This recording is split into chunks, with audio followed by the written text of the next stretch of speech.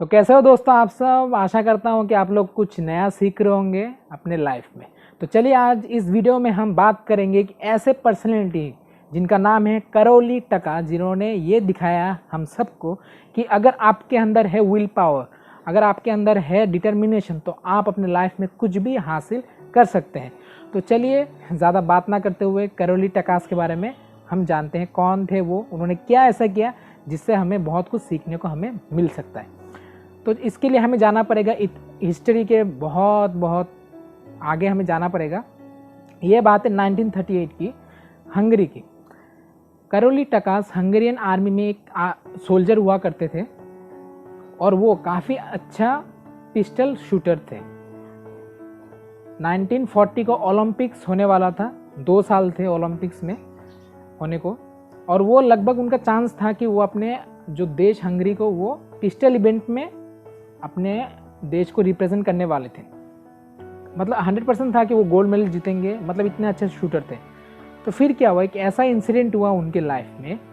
Training के दौरान उनके हाथ में जो बम था वो क्या हुआ, बाय मिस्टेक फट गया। फटने से क्या हुआ, उनका जो राइट हैंड जो है पूरा फट गया। मतलब वहाँ पे उन्होंने पूरा अपना जो राइट हैंड है पूरा खो दिया। फिर उनको हॉस्पिटल में लेके जाया हुआ, हॉस्पिटल में गए, फिर 1 महीने तक वो हॉस्पिटल में रहे। हॉस्पिटल में पूरा 1 महीने रहने के बाद उन्होंने सोचा, उस टाइम सोचे करोली टकास के साथ ऐसा हुआ कि उनका राइट हैंड पूरा चला गया।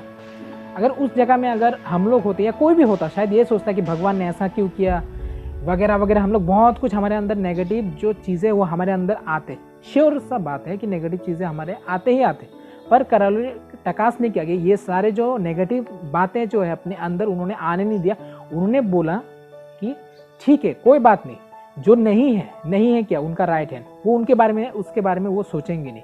उन्होंने ये कहा, अगर मेरे पास राइट हैंड नहीं है पर मेरे पास तो लेफ्ट हैंड तो है, मैं इसी लेफ्ट हैंड को अपने राइट हैंड जैसा मैं एकदम gold medal winning pistol hand बनाऊंगा। इसी को ही मैं इतना काबिल बनाऊंगा, इतना मैं ट्रेनिंग करूंगा कि जैसे मेरा जो लेफ्ट हैंड है वो जैसे वो शूटिंग कर पाए। उन्होंने 1 साल तक हॉस्पिटल से डिस्चार्ज होने के बाद पूरे 1 साल तक उन्होंने अपने लेफ्ट हैंड से शूटिंग प्रैक्टिस किया।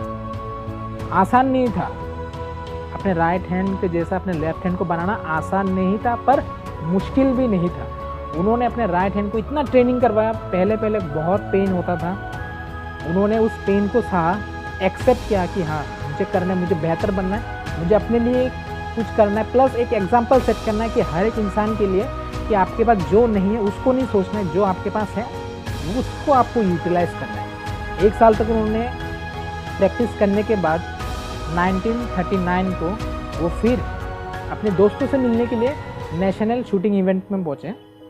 तो उनके जो दोस्त थे, काफ़ी देख के उनको काफ़ी अच्छा लगा कि करोली आए हैं। तो उन्होंने सारे दोस्तों ने मिला कि आप कैसे हो, उनका हालचाल पूछा। फिर पूछा कि क्या आप हमारे शूटिंग देखने के लिए आए हो। पता है करोली ने क्या बोला, उन्होंने बोला नहीं, मैं आप लोगों का शूटिंग देखने के लिए नहीं आया हूँ, मैं भी आप लोगों के साथ पार्टिसिपेट करूँगा इस नेशनल चैम्पियनशिप शूटिंग में। उन्होंने उस इवेंट में पार्टिसिपेट किया और विथ हिज लेफ्ट हैंड, उन्होंने अपने लेफ्ट हैंड से नेशनल चैम्पियनशिप जो पिस्टल इवेंट था उन्होंने वहाँ पे गोल्ड मेडल जीता। सोचिए, गोल्ड मेडल जीता। फिर 1940 को ओलंपिक होने वाला था आपका, पर क्या हुआ कि वर्ल्ड वॉर 2 चल रहा था। वर्ल्ड वॉर 2 के कारण क्या हुआ, जो ओलंपिक्स जो गेम्स थे वो सारे बंद कर दिए थे। उनका जो ड्रीम था ओलंपिक में खेलना, गोल्ड मेडल जीतना अपने देश के लिए, तो उस टाइम वो पूरा नहीं हुआ बिकॉज ऑफ वर्ल्ड वॉर 2। फिर उनको मौका मिला 8 साल बाद, इन 1948 जब ओलंपिक्स आपके लंदन में हो रहा था।